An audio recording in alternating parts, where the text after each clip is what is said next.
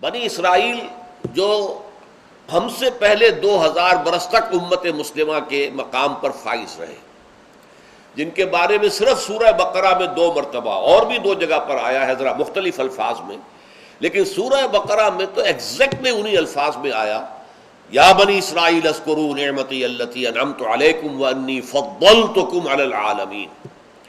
اے بنی اسرائیل ذرا میرے انعامات و احسانات و اکرام کو جو میں نے تمہارا کیا یاد کرو، میں نے تمہیں تمام جہان والوں پر فضیلت دی۔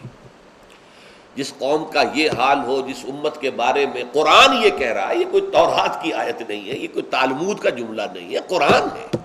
6 رکوع کی پہلی آیت بھی یہی ہے، اور ایگزیکٹلی یہی آیت جو ہے 15ویں رکوع کی پہلی ہے سورہ بقرہ۔ لیکن یہ کہ ایک بات نوٹ کر لیجئے، یہ اس سے پہلے کبھی میں نے نہیں کہی ہے، آج کہہ رہا ہوں۔ اصل میں حضرت موسیٰ علیہ السلام کا جو مشن تھا، اس میں جہاں دعوت توحید اور اللہ کے دین کی دعوت کا عنصر شامل تھا، یقیناً اس کے بغیر تو کوئی رسول ہو ہی نہیں سکتا، لیکن اس کے اندر ایک بہت نمایاں پہلو ایک قومی جذبہ تھا، ایک قوم کو ظلم سے نجات دلانا۔ بنی اسرائیل ایک قوم تھے،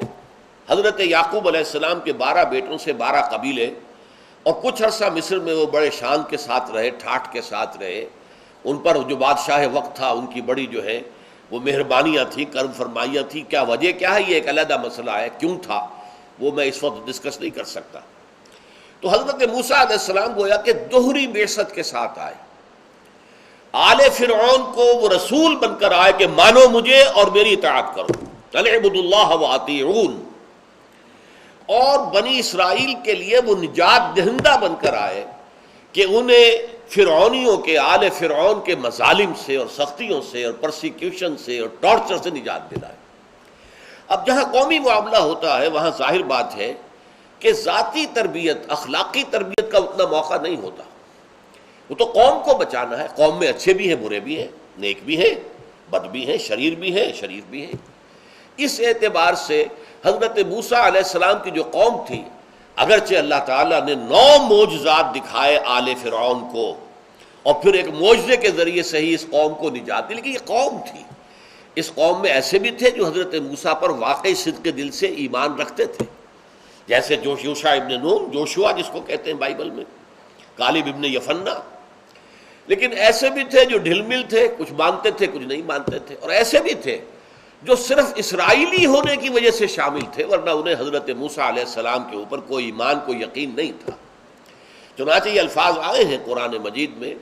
کہ ما آمن بموسیٰ الا ذریۃ من قومہ، صرف کچھ لوگ نوجوان تھے جو ان کی قوم میں سے ان پر حقیقتاً ایمان لائے تھے، ورنہ اکثر و بیشتر لوگ جو ہے وہ ایک قومی جذبے کے ساتھ تھے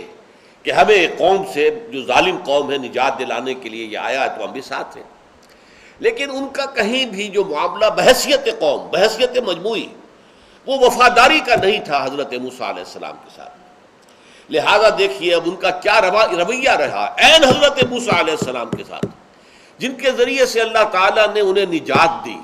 جن کے ذریعے سے آل فرعون کی سے انہیں آزاد کرایا، انہیں لے کر مصر سے نکل آئے ہیں سینائی پیننسلا میں۔ لیکن جب وہ دین کا وہ تقاضا آیا کہ اب جان ہتھیلی پر رکھ کر نکلو میدان میں، قتال کرو، اب جنگ کرو، جیسے کہ ہجرت کے بعد مدینے میں وہ مرحلہ آ گیا محمد رسول اللہ صلی اللہ علیہ وسلم کے ساتھیوں کے ساتھ،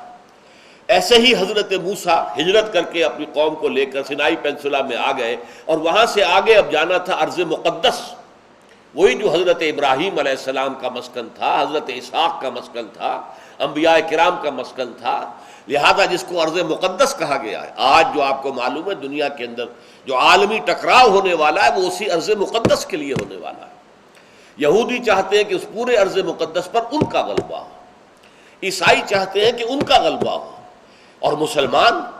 جو کہ یوں سمجھیے 1400 برس سے اس ارض مقدس کے اوپر ان کا قبضہ ہے، ان کی حکومت ہے، ان کا تسلط ہے، اب ان کو جو ہے گویا کہ مجبور کیا جا رہا ہے کہ وہ اس سے دستبردار ہو جائیں۔